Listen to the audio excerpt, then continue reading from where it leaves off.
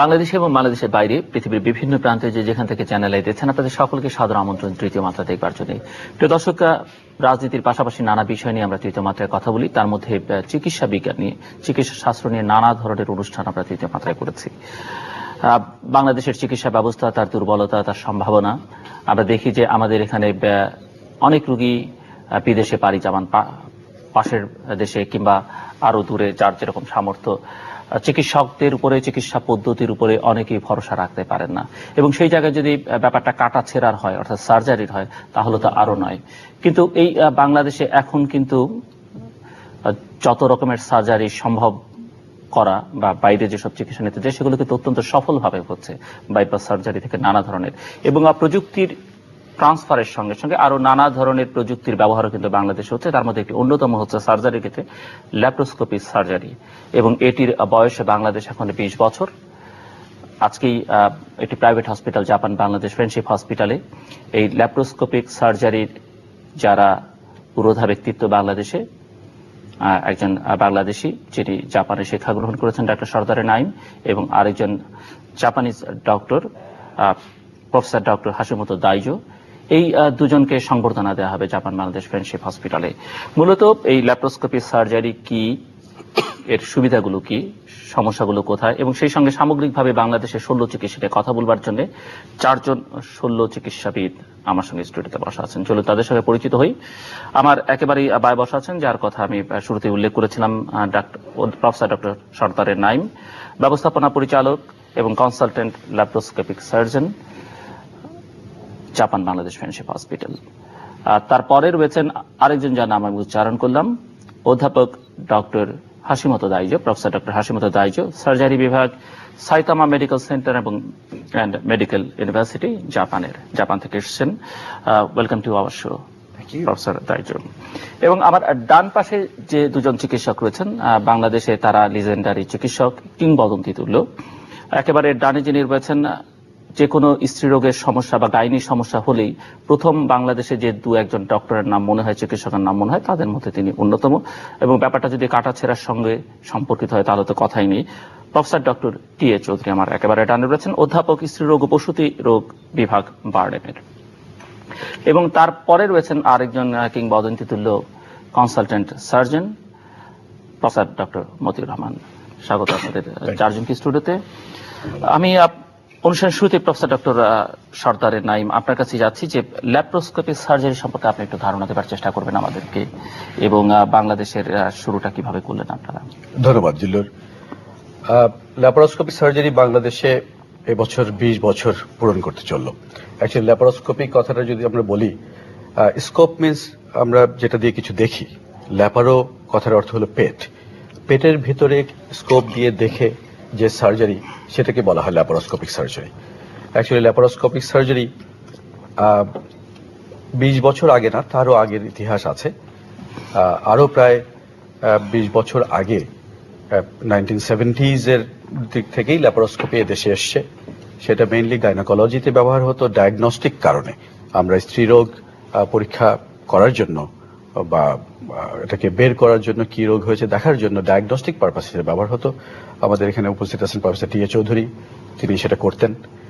কিন্তু 1980, 87, 88-এ সারা পৃথিবীতে হঠাৎ করেই ল্যাপারোস্কোপকে ব্যবহার শুরু হলো জেনারেল সার্জারি এবং আদার সার্জিক্যাল প্র্যাকটিসে। স্পেশালি আপনার গলব্লাডার সার্জারি যখন করা হলো 1987-এ, ফ্রান্সের ডক্টর ফিলিপ মুরে প্রথম করলেন। তখন আমি জাপানে পড়াশোনা করি, এবং ল্যাপারোস্কোপিক সার্জারি দিয়ে যখন গলব্লাডার অপারেশন করা হলো, তখন সারা পৃথিবীতেই একটি হইচই পড়ে গেল। কারণ ল্যাপারোস্কোপের মাধ্যমে গলব্লাডার রিমুভ করার কারণে অতি সুন্দরভাবে একটি গলব্লাডার যখন রিমুভ করে আনলেন প্রফেসর ফিলিপ মুরে, রোগী একদিন পরেই যখন বাড়ি চলে গেল, তখন এই জিনিসটি জেনারেল সার্জনদের জন্য একটি অত্যন্ত পছন্দনীয় জিনিস হয়ে উঠল। তখন আমি জাপানে পড়াশোনার সুবাদে, জাপানে এটা শুরু হলো 1989-90 সালে। আমি প্রফেসর ইদেজুকি এবং প্রফেসর দাইজো হাশিমোতোর সাথে তখন কাজ করতাম।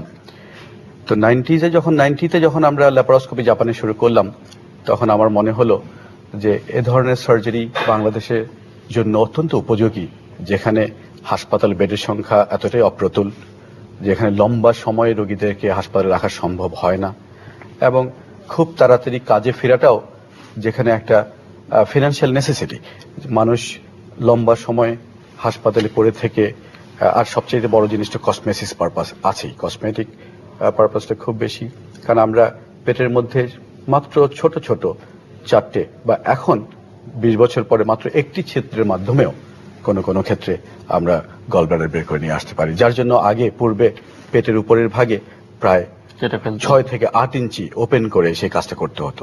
কারণ আমার পেটটা কাটি কেন পেটের ভিতরে একটা জিনিস আমরা না দেখে কখনো ওটা আনতে পারবো না। সুতরাং ল্যাপারোস্কোপ দিয়ে আমরা পেটের ভিতরে সেই জিনিসটাকেই, গলব্লাডারটাকেই, ডিজিজ গলব্লাডারটাকেই বা অ্যাপেন্ডিক্সকে বা অন্যান্য প্রবলেম যেখানে আছে সেটাকে আমরা টেলিভিশন মনিটরে, অর্থাৎ অপারেশন মনিটরে খুব সুন্দরভাবে দেখতে পাই, এবং তার মাধ্যমে আমরা এটাকে বের করে নিয়ে আসতে পারি। রোগীর কাটা ছেঁড়া নেই বললেই চলে, যার জন্য কোনো ইনফেকশনের চান্স থাকে না, ব্যথা খুব কম হয়।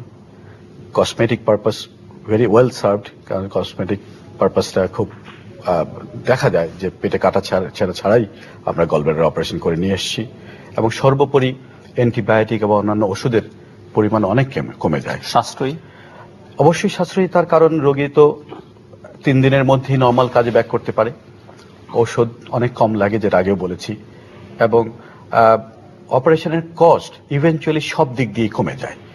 যদিও একটি টেকনোলজি ডিপেন্ডেন্ট সার্জারি, অর্থাৎ প্রচুর যন্ত্রপাতি লাগে, এবং যন্ত্রপাতি লাগার কারণে হয়তো ইনিশিয়ালি কস্টটা বেশি হলেও এখন 20 বছরের মাথায় এসে আমরা দেখেছি যে ওপেন সার্জারির তুলনায় গলব্লাডারের ল্যাপারোস্কোপির সাহায্যে করলে বরং খরচ কমই লাগে। এবং 20 বছর আগে এদেশে যখন আমরা এটা নিয়ে আসার প্ল্যান করি, ডক্টর হাশিমতো এবং আমি, তখন প্রফেসর মতিউর রহমান এখানে নেই, প্রফেসর গোলাম রসুলের নাম অবশ্যই বলতে হয়, তাদের সহযোগিতা এবং এনকারেজমেন্টেই এদেশে সম্ভব হয়েছিল প্রথম ল্যাপারোস্কোপিক সার্জারি করা। তখন টোকিও থেকে আমরা, ডক্টর হাশিমতো এবং আমি, তখন সিঙ্কো অপটিক্যাল কোম্পানি বলে একটি কোম্পানি থেকে আমরা সব যন্ত্রপাতি নিয়ে এসে এদেশে প্রথম ল্যাপারোস্কোপি করেছিলাম 20 ডিসেম্বর 1991 সালে। রোগিনী ছিল প্রফেসর মতিউর রহমানের আন্ডারে বারডেমে ভর্তি। তো আমরা একদিনেই, রোগী যখন পরের দিন দাঁড়িয়ে আমাদের সাথে ছবি তুললেন, সেটা ছিল এক অভাবনীয় ব্যাপার। তখন মিডিয়া খুব ভালো কভারেজ দিয়েছিল, এবং এদেশে ল্যাপারোস্কোপিক সার্জারি তারপর থেকে আর থেমে থাকেনি। 93-তে আমি ফিরে এসে দেশে আবার প্রফেসর মতিউর রহমান স্যারের আন্ডারেই কাজ শুরু করে এবং রেগুলার বেসিসে ল্যাপারোস্কোপিক সার্জারি শুরু করলাম। সাথে সাথে জাপান বাংলাদেশ ফ্রেন্ডশিপ হসপিটালে প্রাইভেট সেক্টরে আমি অপারেশন শুরু করি। সুখের কথা, এখন সারা দেশেই অপারেশন হচ্ছে। প্রফেসর ডক্টর মতিউর রহমান, আপনার কাছে যাচ্ছি যে যখন আপনার রোগীর চিকিৎসা মানে সার্জারিটা ল্যাপারোস্কোপি সার্জারি হলো, মানে এই ডিসিশনটা কেন দিয়েছিলেন? আপনি কি নিজে তো করতেন না তখন? না, আমি তখন করতাম না। আমি প্রথম ল্যাপারোস্কোপি দেখি 1989-এ royal college of surgeon Edinburgh. ওখানে কোর্স হয়, আমি ওখানে অ্যাটেন্ড করেছিলাম, আর ছোট প্র্যাকটিসিং সেশন হয় সেটাও করেছিলাম। তো I was very much impressed. আর ইস্টার্ন জেনারেল হসপিটালে তারা কোর্স রান করে, তো ওই অপারেশন যে করে পরের দিনই রোগীর ছুটি দিয়ে দেয়, তাতে আই ওয়াজ ভেরি। আমার ওই দেশি এক পেশেন্ট, সে ইস্টার্ন জেনারেল হসপিটালে ভর্তি হয়েছিল ওই সময়, বা হি ওয়াজ তার ওই সময় অপারেশন হয়, তো পরের দিন তার ছুটি দিয়ে দেয়। Unfortunately he was not very happy. সে আমাকে কাছে ডেকে বলল যে দেখো ভাই, ওই আমি বিদেশি বলে আমাকে আজকে ছুটি দিয়ে দিয়েছে, আমি তো আরো 2-3 দিন থাকার কথা। স্মাইল ইন মাই সেলফ, যে বললে না এটা খুবই ভালো, তোমার তো ব্যথা বেদনা নাই, সুতরাং you can easily go home. সে 1989-এর কথা। তো instruments were very expensive at that time, আর 6 মাস ওয়েটিং লিস্ট। এই জন্য ওই কার্ল স্টর্স যারা করতো, আমি ইনস্ট্রুমেন্ট প্লেস করতে পারি নাই। 90-তে নাইম, প্রফেসর হাশিমতো, তারা আমাদের এখানে এসে যে ডেমনস্ট্রেশন দেয়, তা we were very much impressed. আর সেটা গ্যাসলেস ল্যাপারোস্কোপি, আরো ইজি, আরো চিপার। তো সেটা থেকে একটা আমাদের দেশে একটা স্ফুলিঙ্গের মতো ছড়িয়ে পড়ে।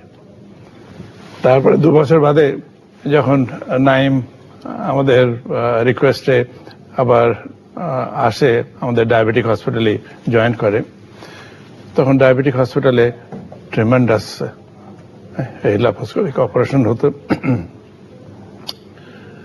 আর এই বার্ডেম শুধু নিজেদের জন্যই তারা অপারেশন রাখে নাই, তারা ওই টিম হিসেবে ওই দিনাজপুর, রংপুর, কুমিল্লা, ওই সিলেট সব নিয়ে গিয়ে একসঙ্গে হয়তো 2 দিন 3 দিনে 15টা থেকে 20টা ছড়িয়ে দেওয়ার চেষ্টা করি।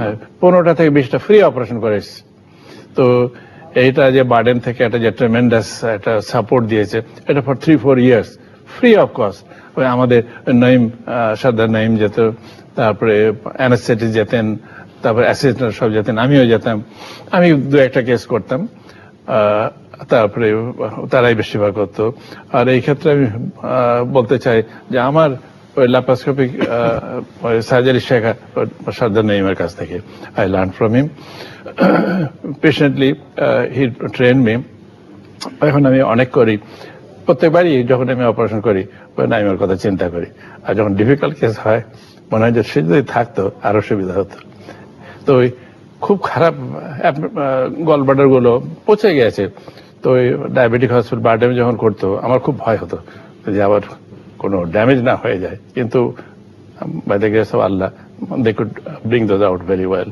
তো আমাদের মনে হয় যে যে একটা টেকনোলজি ট্রান্সফার হয়ে হাসিমোটে যে এসে অপারেশন করে আমাদেরকে একটা এনলাইটেন করে গেলেন, আমাদের ভিতরে একটা যে একটা স্বতঃস্ফূর্ত একটা আমাদের ভিতরে জাগরণ দিয়ে গেলেন, আর যে টেকনোলজি ট্রান্সফার হলো, সেজন্য I am very much grateful to Hashimoto, Sardar Naim.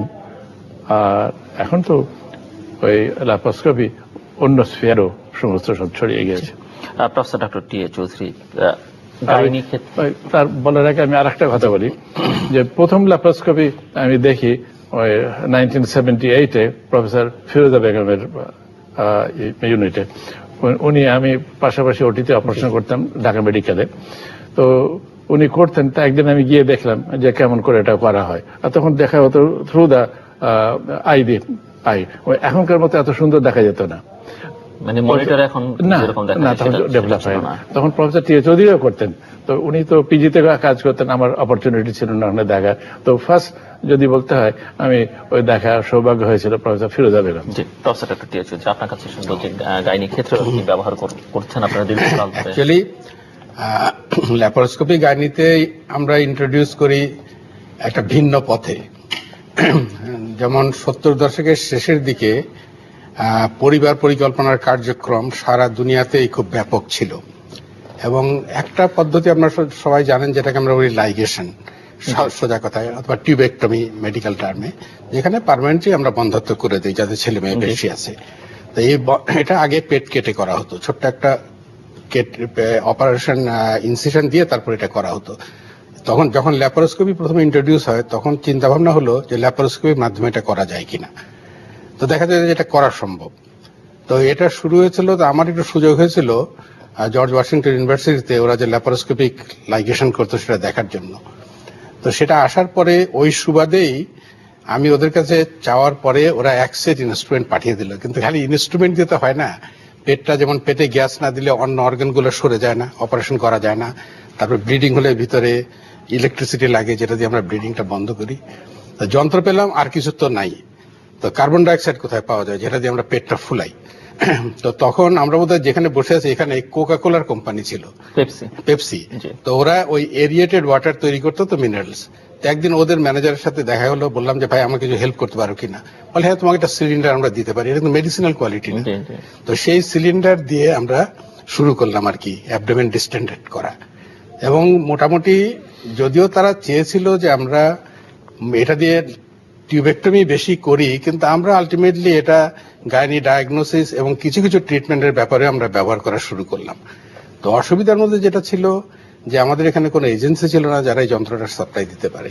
তা আমরা ওই তাদের উপরে নির্ভরশীল, যন্ত্র খারাপ হলে তাদের নেপালে একটা রিজিওনাল সেন্টার ছিল, সেখানে পাঠিয়ে দিতে হতো, কয়েক মাস পরে আসতো। এইভাবেই মানে মোটামুটি ভাবে আমরা ধীরে সুস্থে চলছিলাম আর কি। তো বেশি ইম্পেটাস যেটা হলো সেটা হলো যে যখন সর্দার নঈম এসে সার্জিক্যাল ল্যাপারোস্কোপি শুরু করলেন, তখন গাইনোকোলজিস্টদের মধ্যেও একটা ধারণা আসলো যে আমরা তো অনেক কিছু এটার মাধ্যমে করতে পারি। এবং সেই সময় আমাদের এখানে একটা প্রতিষ্ঠান এই যন্ত্রগুলো আমদানি করা শুরু করলো। সেই থেকেই কিন্তু আমাদের গাইনোকোলজিক্যাল ল্যাপারোস্কোপি আমরা ডায়াগনস্টিক ছেড়ে থেরাপিউটিক অথবা চিকিৎসার দিকে গেলাম। এরপরে হচ্ছে আমাদের পার্শ্ববর্তী দেশ ইন্ডিয়ায়, ওরা কিন্তু এর মধ্যে থেমেছিল না, ওদের ওখানেও ল্যাপারোস্কোপি বেশ অনেকটা এগিয়ে গিয়েছিল। তারপরে আমরা যখন এই পার্শ্ববর্তী দেশের সঙ্গে যোগাযোগ শুরু করলাম, তাদের লোকজন আমাদের এখানে আসা শুরু করলো, আমাদেরও কিছু লোকজন ওখানে গিয়ে কিছুটা ট্রেনিং নিয়ে আসলো। তারপর থেকে কিন্তু ল্যাপারোস্কোপি এখন ধাপে ধাপে গাইনোকোলজিক্যাল সার্জারিতে এগিয়ে যাচ্ছে অনেকটা। যন্ত্রপাতি পাওয়া যায়, আমরা বেশ কিছু ট্রেন মানুষও পেয়েছি যারা এটা করছেন।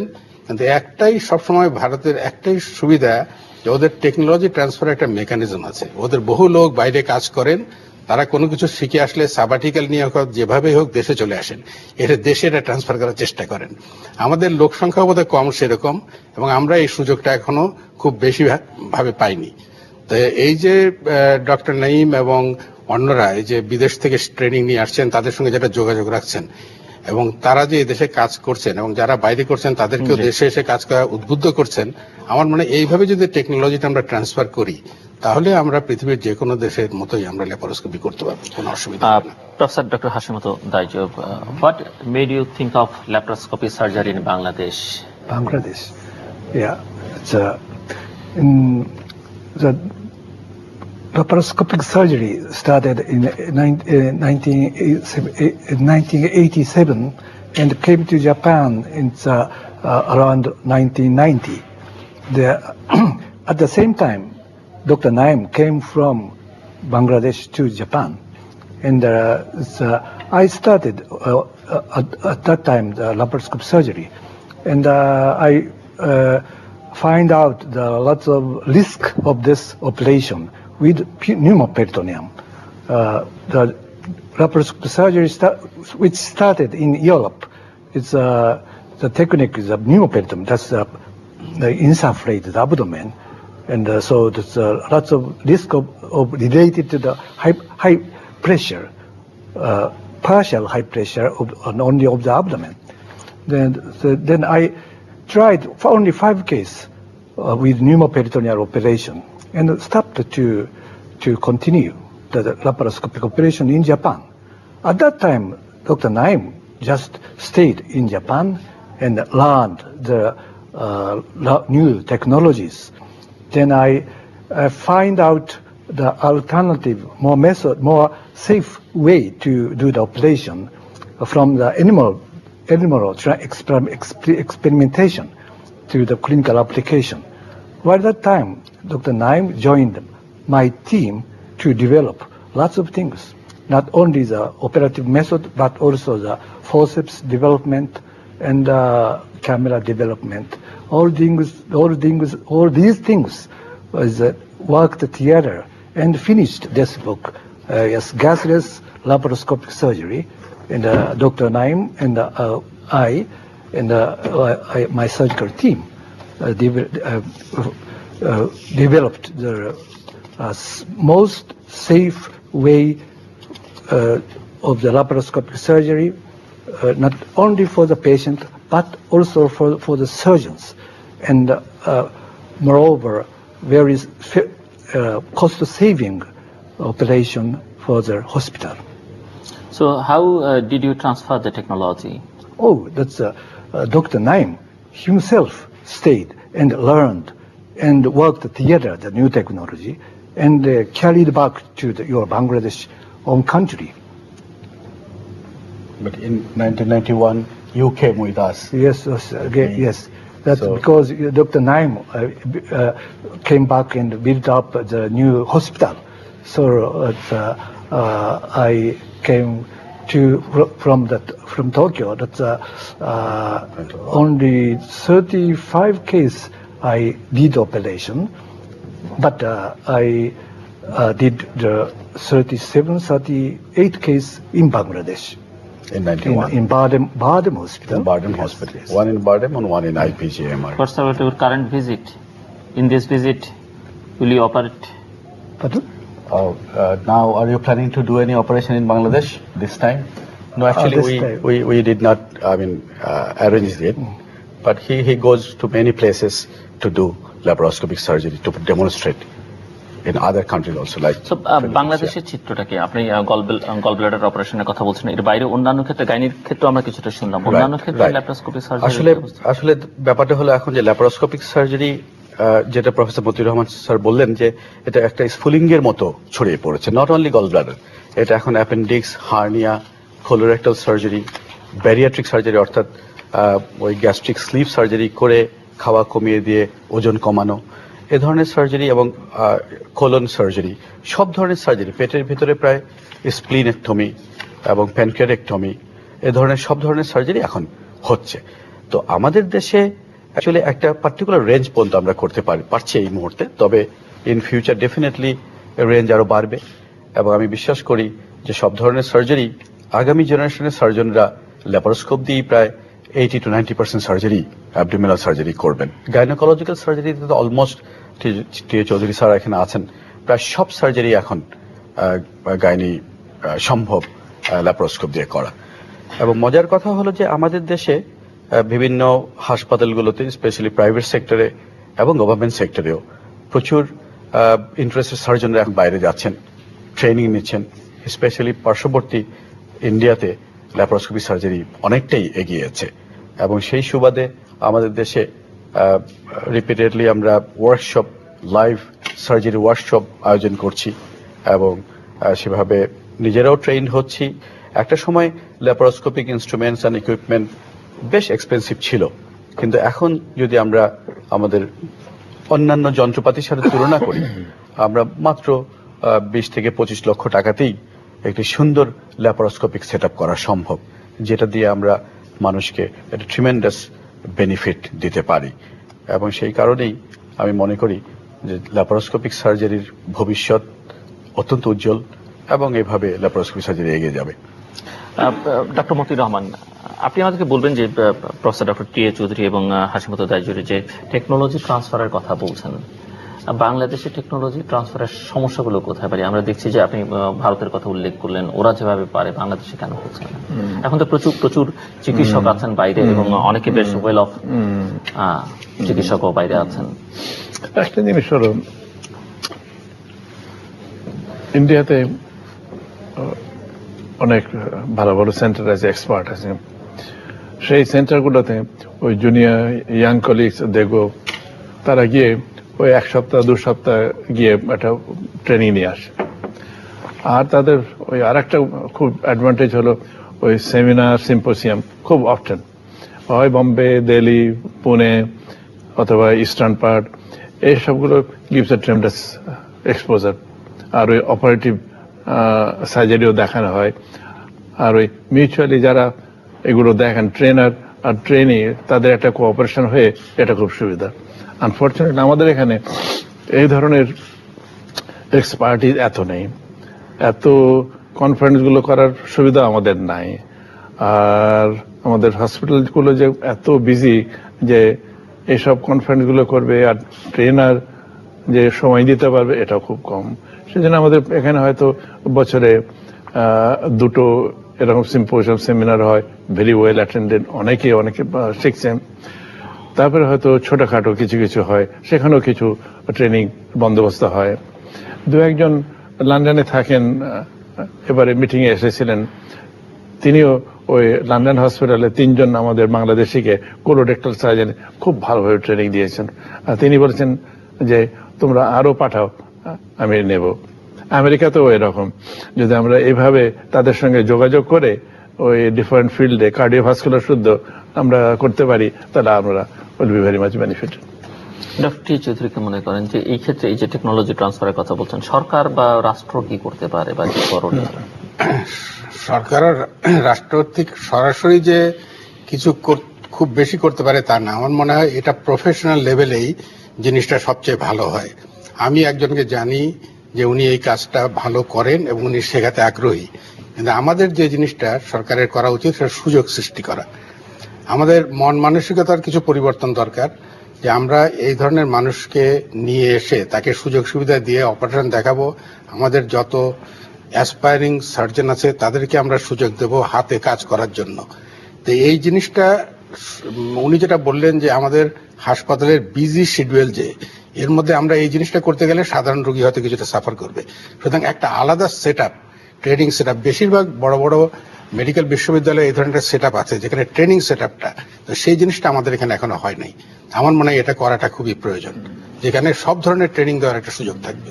এক্স্যাক্টলি স্যার, এবং এখানে আমি একটু স্যার অ্যাড করি, সেটা আসলে কোন সার্জারিতে আসলে কস্ট ইনভলভমেন্ট একটু হাই হয়ে যায়, স্পেশালি যেমন স্যার কোলোরেক্টাল সার্জারির কথা প্রফেসর মতিউর রহমান বললেন, যে কোলোরেক্টাল সার্জারিতে বা গাট সার্জারিতে ল্যাপারোস্কোপ দিয়ে যদি আমরা করি, যে স্ট্যাপলার্স আমরা যেখানে কেটে হাতে সেলাই করি ওপেন সার্জারিতে, সেখানে আমাদের ল্যাপারোস্কোপিতে স্ট্যাপলার্স ব্যবহার করতে হয়। এক একটা স্ট্যাপলারের এক একটা কার্ট্রিজে আমার দাম পড়ে 20 থেকে 25,000 টাকা।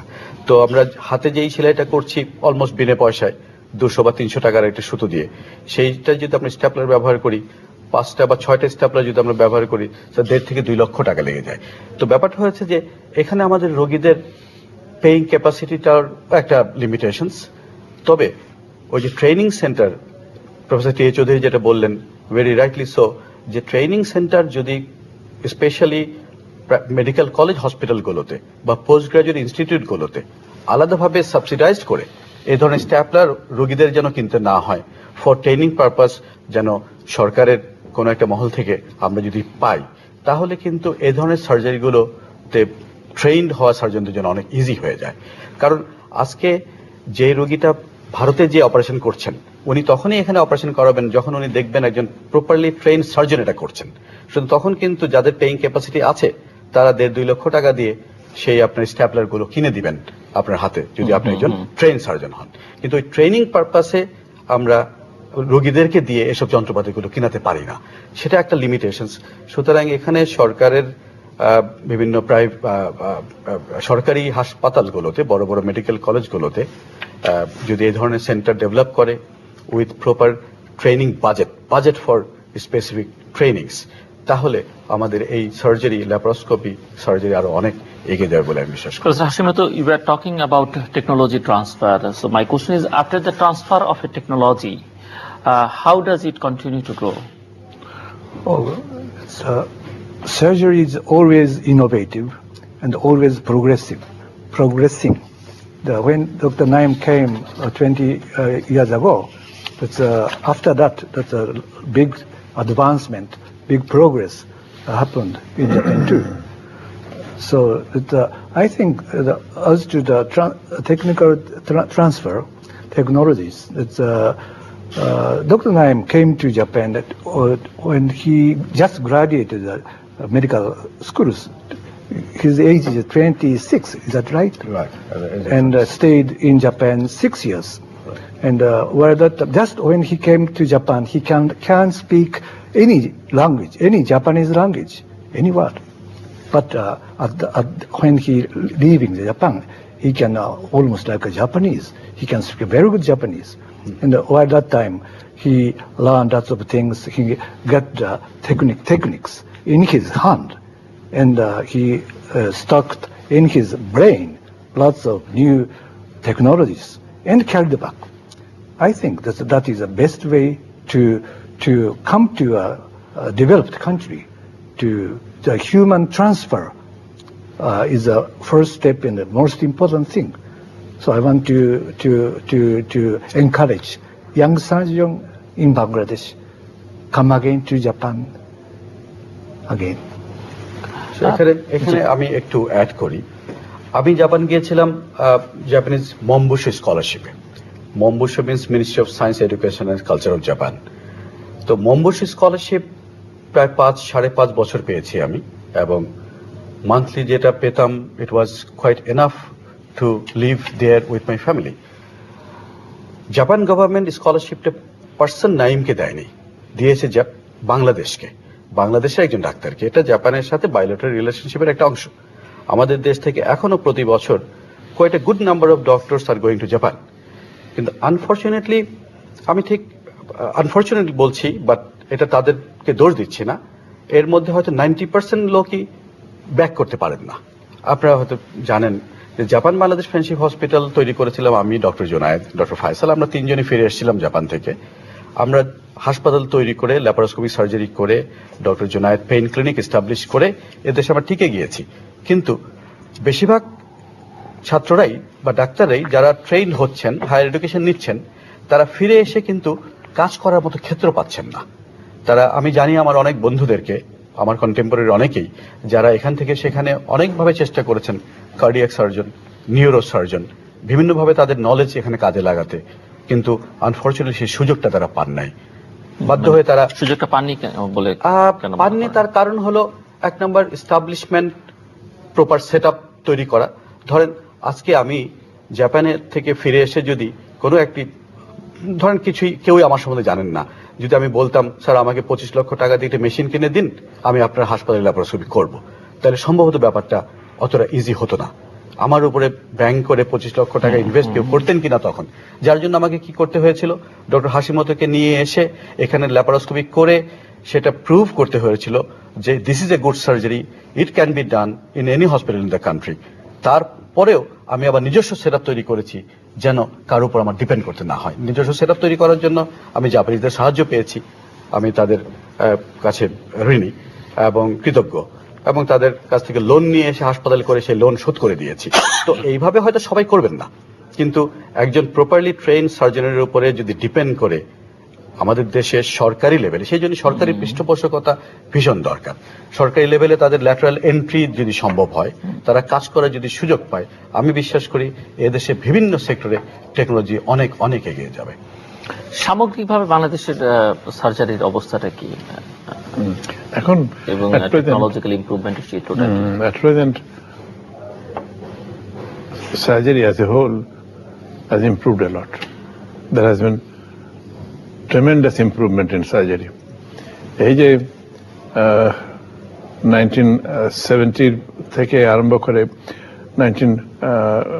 2000 পর্যন্ত যেরকম স্ট্যান্ডার্ড ছিল, and 2000 থেকে 2010 standard of surgery has improved a lot. প্রত্যেক ফিল্ডে, gastrointestinal, colorectal, hepatobiliary, heart, liver, orthopaedics, ENT, সুতরাং as a whole the outlook is very satisfying. আর আমার মনে হয় the young surgeons are better than the old. They are doing much better than what we have done. তবে একটা কথা, যে ওই আমাদের ফুড স্টেপ গুলো তার উপর দিয়ে দে আর বিল্ডিং আপ, কিন্তু আমার মনে হয় younger surgeons are better than what we were. সেটা তো প্রযুক্তি, আপনাদের সময়কার প্রযুক্তিগত যে সীমাবদ্ধতা, তো সেখানে অনেক প্রসিডিও একটা উদাহরণ দিই। ধরেন ল্যাপারোস্কোপি আমরা বন্ধ্যাত্বের চিকিৎসা হিসেবে করি। 1980 থেকে শুরু করে 2000 পর্যন্ত একটা স্রোতের মতো মানুষ যেত ইন্ডিয়াতে এই ল্যাপারোস্কোপি করার জন্য, এবং মানে ওরা ধরে নিত যে রুগী তাদের কাছে আসছে তার 80% হবে বাংলাদেশি। কিন্তু এই শতকের শুরু থেকে শুরু করে আমরা কিন্তু এই ট্রেন্ডটা সম্পূর্ণ চেঞ্জ করে দিয়েছি। এখন আর ল্যাপারোস্কোপি করার জন্য 5% লোক ইন্ডিয়া যায় না। এই যে একদিকে তো আর্থিক সাশ্রয় আছে, মানুষের কষ্ট কমেছে, কিন্তু সুযোগটা মানুষের দ্বার প্রান্তে আমরা অনেকটা নিয়ে আসতে পেরেছি, এটাই এর success. Professor Hashimoto, how important is the private sector in transferring technology? Private sector,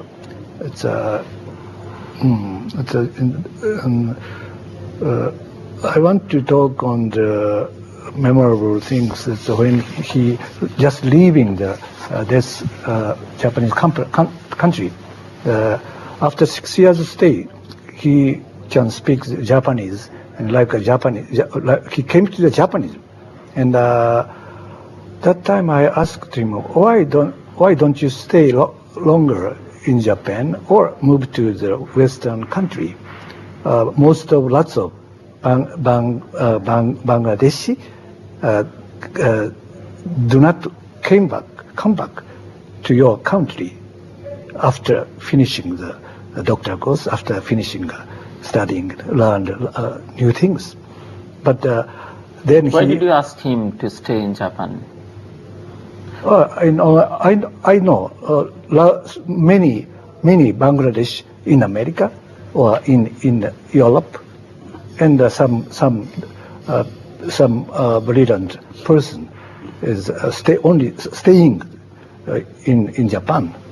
And his answer is he gave a promise to come back to Bangladesh, his native country, with his two close friends, and to devote themselves to his own native countries, and that his dream to establish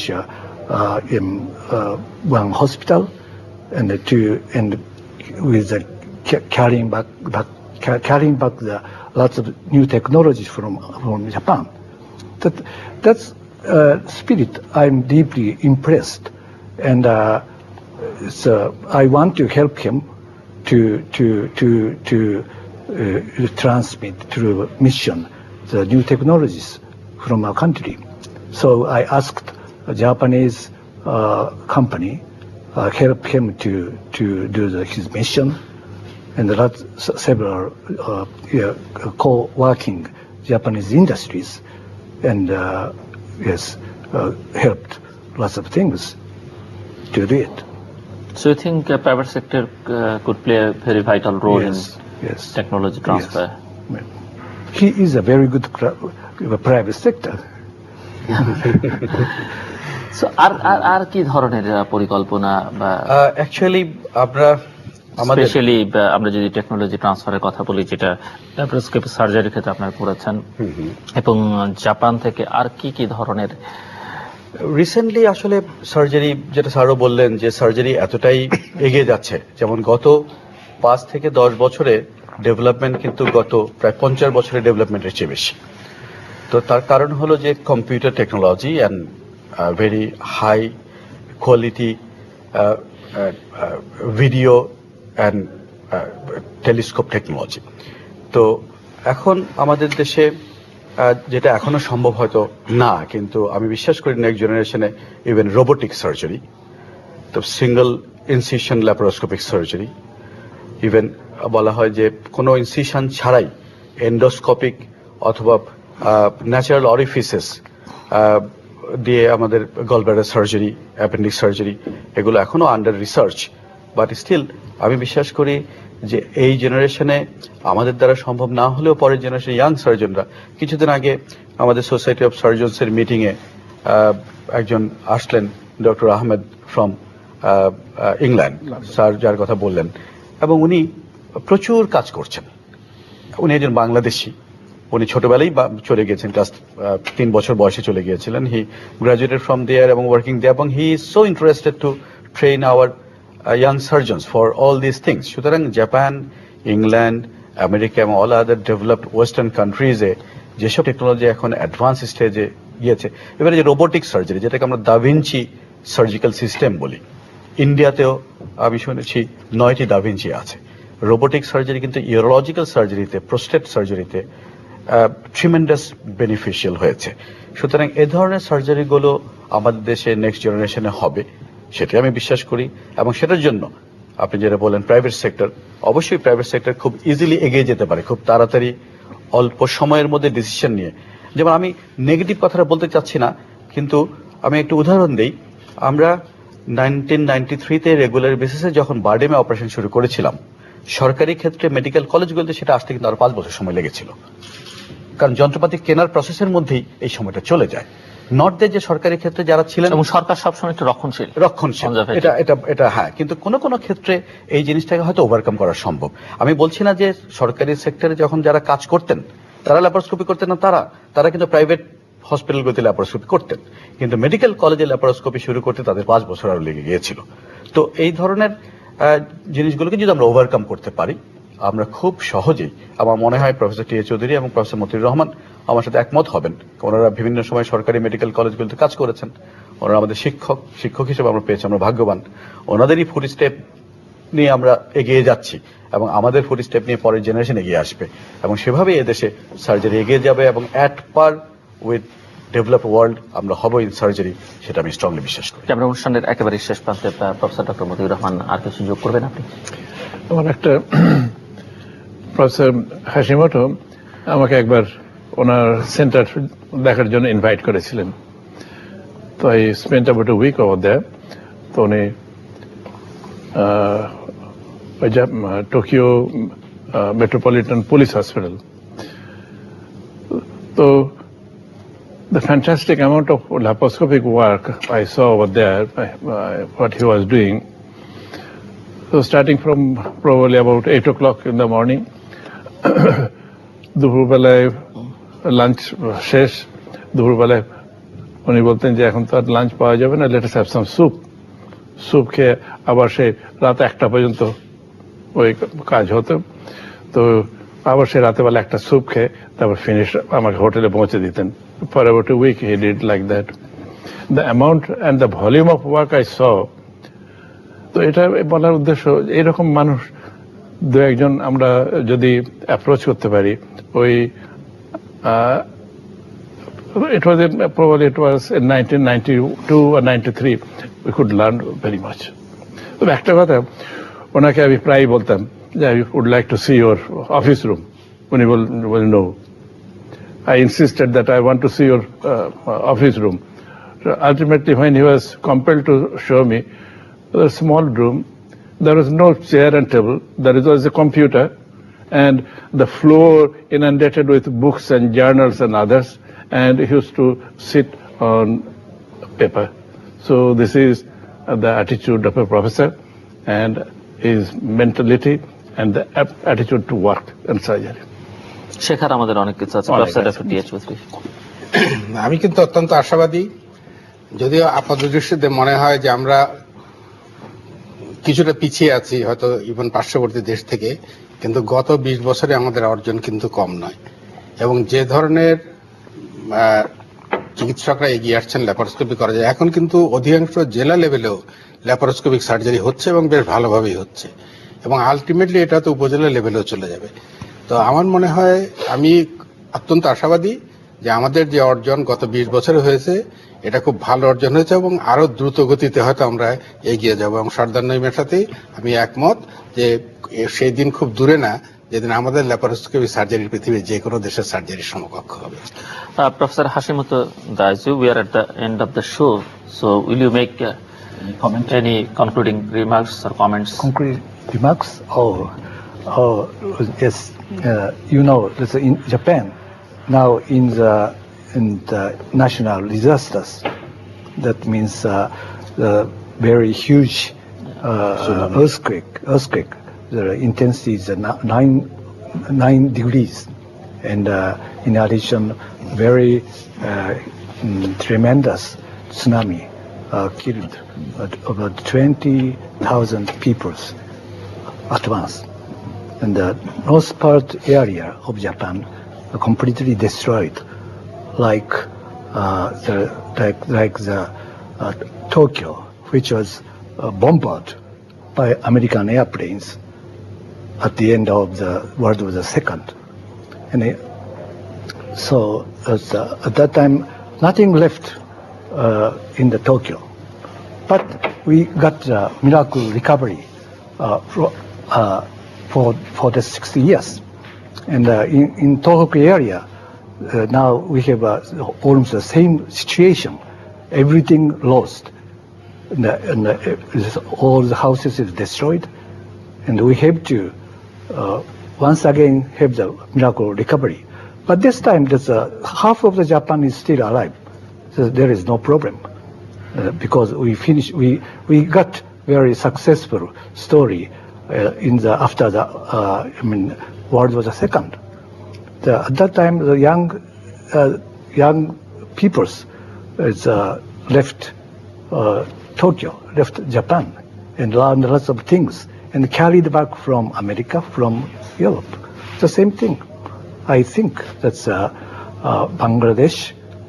Again, I want to encourage the young surgeons go to the developed countries and get lots of things, and should come back to their own native countries. And you know, Japan is #1 development partner of Bangladesh, so we are grateful to you and Thank you. all the Japanese, Thank you. Japan's government. Professor Dr. সর্দার নাঈম। ধন্যবাদ জিলুর। আমি সত্যি ধন্যবাদ জানাবো তৃতীয় মাত্রাকে, জিলুর আপনাকে, যে শুধু রাজনৈতিক প্ল্যাটফর্ম হিসেবে তৃতীয় মাত্রাকে আপনি ব্যবহার করছেন না। আমরা মানুষের কাছে আমাদের চিকিৎসা বিজ্ঞানের কথা নিয়ে পৌঁছতে পারছি, মানুষকে ল্যাপারোস্কোপি এবং 20 বছরের ল্যাপারোস্কোপিক শুরু থেকে এগিয়ে যাওয়া এবং আরো এগিয়ে যাওয়ার স্বপ্নের কথা মানুষকে জানাতে পারলাম এই অনুষ্ঠানের মাধ্যমে। আমি অত্যন্ত অন্তর থেকে ধন্যবাদ জানাই এবং আমি সবাইকে জানাতে চাই ইনশাল্লাহ সেই দিন বেশি দূরে নাই যখন আমরা এদেশে সার্জারি ক্ষেত্রে আরো অনেকখানি এগিয়ে যাব এবং আমাদের সব রোগীরাই আমাদের দেশের সার্জনদের উপরে ফুল কনফিডেন্স নিয়ে সব ধরনের চিকিৎসাই এদেশে করা সম্ভব হবে। প্রিয় দর্শক, আমরা অনুষ্ঠানের শেষ প্রান্তে তৃতীয় মাত্রা সম্পর্কে আপনি লিখতে পারেন। লিখবা ঠিকানা পরিচালক তৃতীয় মাত্রা channel I, GP box 2433 Dhaka 1000। যারা ইমেল করতে চান তারা করতে পারবেন এই ঠিকানায় আপনি @tritiyoMatra.com 6161 নম্বরে আমাদের SMS করতে পারেন যে কোনো সেলফোন থেকে। ইন্টারনেটে tritiyoMatra.com এবং facebook.com/tritiyoMatra আপনার মতামত রাখতে পারেন এবং আপনার মতামতে আমাদের অনুষ্ঠান তৃতীয় মাত্রা আপনি দেখতে পাবেন প্রতি বৃহস্পতিবার এবং শুক্রবার বাংলাদেশ সময় 2টা এবং শুক্রবার দুপুর 12টা 5 মিনিটে দেখবার আমন্ত্রণ রইল। Professor doctor Motiur Rahman, professor doctor T A Chowdhury, professor doctor Sardar Naim এবং প্রফেসর ডক্টর হাশিমুত দাইয়ু, অসংখ্য ধন্যবাদ আপনাদের। Thanks to you all. দর্শক, আমরা কথা বলছিলাম বাংলাদেশে ল্যাপারোস্কোপিক সার্জারির 20 বছর পূর্তি নিয়ে। বাংলাদেশের মানুষ কেন পৃথিবীর মানুষই নানা ধরনের রোগ ব্যাধিতে আক্রান্ত, তার মধ্যে মরণ ব্যাধিও আছে এবং যে কোনো অসুস্থ মানুষ যখন কাটা ছেঁড়া বা ফুটো করবার ব্যাপার ট্যাপার থাকে ভয় পান। বাংলাদেশের মানুষরা তো সঙ্গত করেনই পান, অনেকেই বাইরে ছোটেন, দেশের বাইরে, দেশের সীমানা ছাড়িয়ে বিদেশে ছোটেন। বাংলাদেশের কিংবদন্তি তুল্য সার্জনরা কথা বলেছেন, একজন বিদেশিও ছিলেন এবং বাংলাদেশের শল্য চিকিৎসা যে জায়গায় এসে দাঁড়িয়েছে তাতে ডক্টরের পরামর্শ ছাড়া বাইরে যাবার কোনো কারণ নেই। ওনারা আশ্বস্ত করেছেন যে বাংলাদেশে অত্যন্ত উন্নত মানের শল্য চিকিৎসা বা সার্জারি হয় এবং প্রায় সকল ক্ষেত্রে হয় এবং ডক্টররা পরামর্শ দিলে বাইরে যেতে পারেন। কেননা এই বাইরে যাওয়ার মধ্য দিয়ে বাংলাদেশের অর্থ কিন্তু বাইরে যায়, বৈদেশিক মুদ্রা বাইরে যায়। যদিও বাংলাদেশের অনেক মানুষ আছেন যাদের সর্দি কাশি হাঁচি হলেই তারা বাইরে যান, তাদের কথা আলাদা, তাদেরকে আমি বলছি না। আর এখানে টেকনোলজি ট্রান্সফারের কথা হচ্ছে। আমরা প্রচুর প্রবাসী বাংলাদেশি রয়েছেন বিদেশে, আমরা গর্ব করি যে তারা প্রচুর রেমিটেন্স পাঠান আমাদেরকে। তাদের অর্থে বাংলাদেশ অর্থনৈতিকভাবে সমৃদ্ধ এগিয়ে যাওয়ার চেষ্টা করছে। এর বাইরে অন্যান্য ক্ষেত্র রয়েছে। তবে একই সঙ্গে আমরা আশা করব যে যারা প্রবাসে আছেন, বিশেষ করে যারা একটু বিভিন্ন প্রফেশনালস আছেন, তারা তাদের অর্জিত জ্ঞান বাংলাদেশে ট্রান্সফার করবেন বা রেমিট করবেন। নলেজ রেমিট করাটা এটি গুরুত্বপূর্ণ জায়গা যেখানে প্রাইভেট সেক্টর গুরুত্বপূর্ণ ভূমিকা রাখতে পারে, একই সঙ্গে প্রফেশনালসরা রাখতে পারেন এবং সরকার তার যে রক্ষণশীল মানসিকতা থাকে, প্রতিটি সরকারই থাকে, তারা এই ক্ষেত্রে কিছু নীতি নির্ধারণী সহায়তা, নীতিগত সহায়তা এবং একটা পরিবেশ তৈরি করে দেওয়ার ক্ষেত্রে ভূমিকা রাখতে পারেন। একটা তালিকা হতে পারে বিদেশে বিভিন্ন প্রফেশনাল, বিশেষ করে চিকিৎসক যারা আছেন, তারা যখন দেশে আসবেন দেশের সঙ্গে তাদের একটা যোগাযোগের ব্যবস্থা করা যেতে পারে।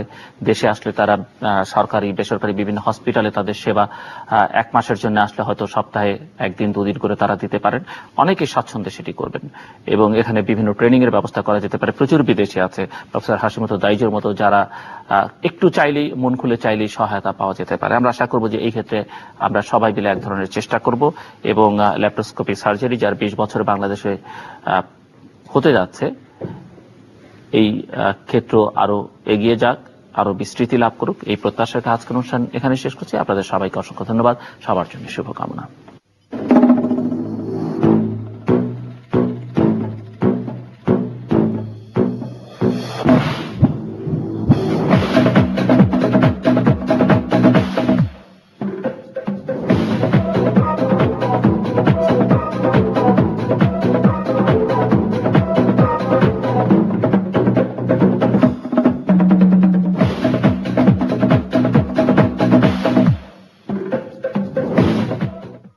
দেখেন দিবারাত্রি দেড় চুরিয়া সবুজ বাতি, মাঠে ঘাটে গ্রাম